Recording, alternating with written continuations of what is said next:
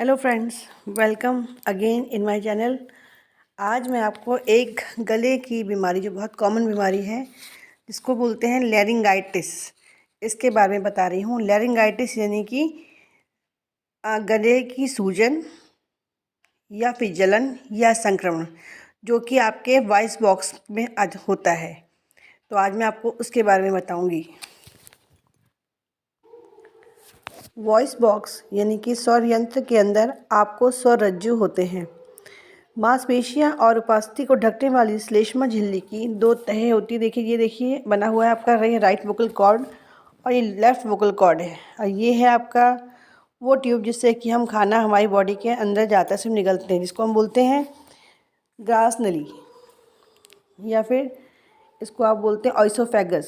Science की भाषा में ऑइसोफेगस बोलते हैं, वैसे नॉर्मल जनरल भाषा में हम इसको फूड पाइप कहते हैं। ये रहा आपका फूड पाइप और ये आपका है विंड, और ये मैं आपको दिखा रही हूँ, ये है आपकी विंड पाइप।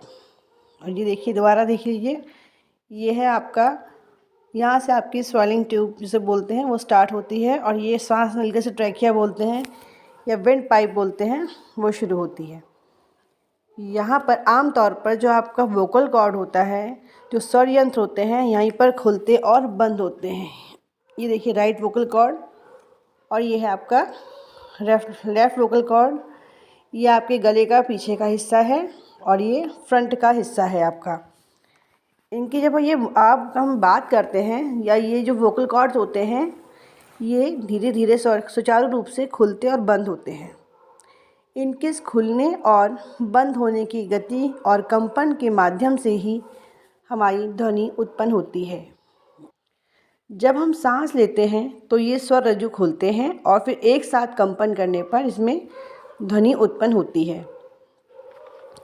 ध्वनि उत्पन्न करने के लिए ये बंद हो जाते हैं और लैरिंक्स के अंदर स्थित मांसपेशियाँ, ये देखिए जो वोकल कॉर्ड है, ये मांसपेशियाँ जो हैं, ये वोकल कॉर्ड है, right vocal cord left vocal cord, दोनों तरफ की जो मांसपेशियाँ हैं, ये हमारे सांस लेने पर एक सांस कंपन करती हैं। और ये स्वर तंत्रिकाएँ, ये जो वोकल कॉर्ड है, इनके आकार और खिंचाव, जो मांसपेशियाँ होती हैं वो इनके आकार और खिंचाव को नियंत्रित करती हैं। इसी के कारण हम ऊंचा व धीमा बोल पाते हैं। जब हम जोर से बोलते हैं तो ये मांसपेशियाँ खिंच जाती हैं।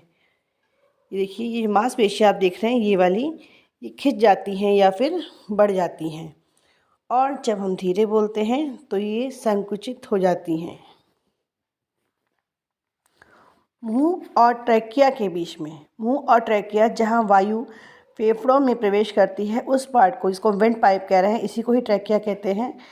इस ट्रैकिया को यहाँ पर एक दूसरे से एक पॉइंट पे जुड़ते हैं। जिस पॉइंट पे यहाँ ये जुड़ते हैं वहाँ पर लैरिक्स स्थित होता है।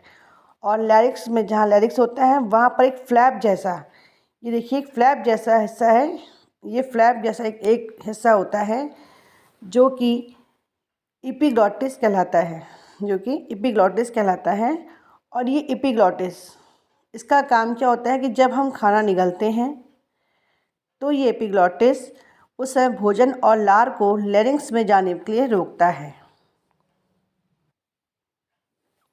देखिए, ये जो आप गोले के अंदर देख रहे हैं लैरिंक्स के बॉक्स के पास, ये ही यहाँ पे छोटा सा एक छोटा सा लैरिंक्स है।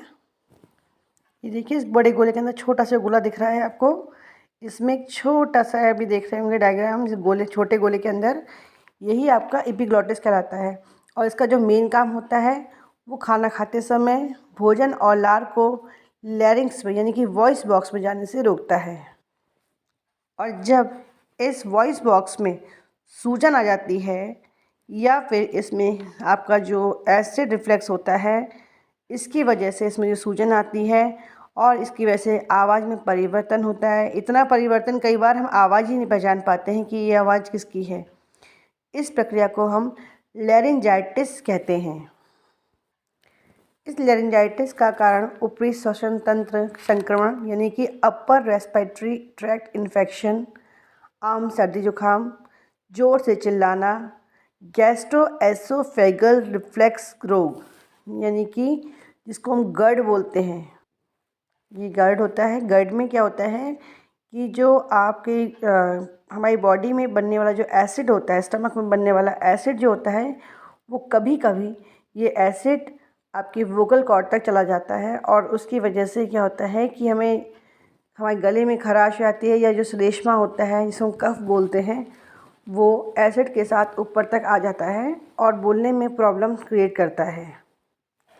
इसके अलावा धूम्रपान या प्रदूषित हवा के संपर्क में आने और वायरल इन्फेक्शन की वजह से, शराब के अत्यधिक सेवन करने से या क्रॉनिक साइनस की आवाज़ के कारण भी ये लैरिंजाइटिस बीमारी हो सकती है। अब हम बात करते हैं इसके लक्षणों के बारे में। अगर इसके लक्षणों की बात करें तो आवाज़ का बैठ जाना, आवाज़ का कम्प्लीटली खो देना, या फिर आपकी वोकल कॉर्ड जो होता है, जिसे गले में बोलते हैं सूजन आना, गले में खराश आना और गले का सूखना। इसके अलावा जो वयस्क होते हैं उनमें कुछ खाने पे, कुछ निगलने में गले में दर्द होना और गर्दन में सूजन होना, ये सब इसके लक्षण हैं। इसके अलावा इन्फेक्शन की, यदि ये वायरल इन्फेक्शन से हुआ है तो इन्फेक्शन की वजह से बुखार का होना, लिम्फ ग्रंथियों में सूजन, छोटे बच्चों या शिशुओं में अजीब ध्वनि वाली खांसी या बुखार, जिसे कि हम बच्चों में क्रूप कहते हैं, उसको जो ये है वो उसके आम लक्षण हैं। कई बार बच्चों के ट्रैकिया और ब्रोंकाइटिस ट्यूब में सूजन हो जाती है, जिसकी वजह से ये जो आपके लैरिंजाइटिस बीमारी है ये अपना प्रभाव दिखाती है। अगर इसका हम कॉज के बारे में, कारण की बात करें तो सबसे पहले smoking, drinking, allergy, air pollution, ज़ोर से चिल्लाना, वायरस का इन्फेक्शन, या कई बार क्या होता है कि जब कोई धूम्रपान करता है तो किसी दूसरे, सपोज़ करो किसी एक व्यक्ति ने धूम्रपान किया और अगर वो व्यक्ति इन्फेक्टेड है और उसने किसी दूसरे व्यक्ति को धूम्रपान के लिए वो सिगरेट दे दी और कोई दूसरा व्यक्ति उससे धूम्रपान करता है, तो बहुत ईज़िली इन्फेक्शन एक व्यक्ति से दूसरे व्यक्ति पर फैल जाता है। इसके अलावा गले को साफ़ नहीं करने की वजह से, ज़ोर से चिल्लाने से भी ये इन्फेक्शन होता है। इसके बचाव के लिए हमें शराब और कैफ़ीन की सीमित मात्रा में सेवन करना चाहिए, क्योंकि शराब और कैफ़ीन आपके शरीर में पानी की कमी कर देता है। दूसरा, धूम्रपान नहीं करना चाहिए। गले को साफ़ करने के लिए ज़्यादा जोर न लगाएं, क्योंकि यह आपकी वोकल कॉर्ड में असामान्य कंपन उत्पन्न करता है, जिससे कि सूजन बढ़ जाती है। खूब पानी पीना चाहिए, जिससे कि आपके गले में नमी रहे और जो श्लेष्मा है, आपका गला है, वो सूखे नहीं। अपने आहार में साबुत अनाज, फल व सब्जियों को शामिल करना चाहिए और मसालेदार खाने से बचना चाहिए, क्योंकि मसालेदार खाने से कई बार जब एसिड बन जाता है तो वो एसिड आपके ट्रैकिया में चला जाता है, जिसको कि हम गर्ड कहते हैं। गर्ड कई बार ये वोकल कॉर्ड डिसफेक्शन भी शो करता है। लैरिंजाइटिस के लक्षण 1-2 हफ्ते तक रह सकते हैं और फिर अपने आप ठीक हो जाते हैं, परंतु ये अगर 3 सप्ताह से अधिक समय तक रहें तो यह क्रॉनिक लैरिंजाइटिस माना जाता है। आप सामान्य लैरिंजाइटिस का इलाज खुद कर सकते हैं। कैसे, ये बताती हूँ आपको। सबसे पहले तरल पदार्थों का अत्यधिक सेवन करें, कम बोलने का प्रयास करें। जो वयस्क लोग हैं वो नमक के पानी से गरारे कर सकते हैं। कमरे में पानी से भरा बर्तन या वायु को नम रखने वाला उपकरण का प्रयोग करें। अगर वायरल इन्फेक्शन की वजह से हो तो इन उपचार के साथ साथ दर्द के लिए 2 मुख्य दवाइयाँ हैं जो बता रही हूँ। ये 2 दवाइयाँ हैं एसिटामिनोफेन या आइबुप्रोफेन। इन दवाइयों का हम दर्द के लिए प्रयोग कर सकते हैं। उम्मीद है आपको ये जानकारी पसंद आई होगी। यदि इस जानकारी से आपको कोई लाभ मिलता है या ये जानकारी आपके लिए उपयोगी है तो कृपया मेरे इस वीडियो को लाइक कीजिए, शेयर कीजिए और मेरे इस चैनल को सब्सक्राइब कीजिए। मैं आगे भी आपको इस प्रकार से आपके लिए बेनिफिशियल इन्फॉर्मेशन लेकर आती रहूँगी। धन्यवाद।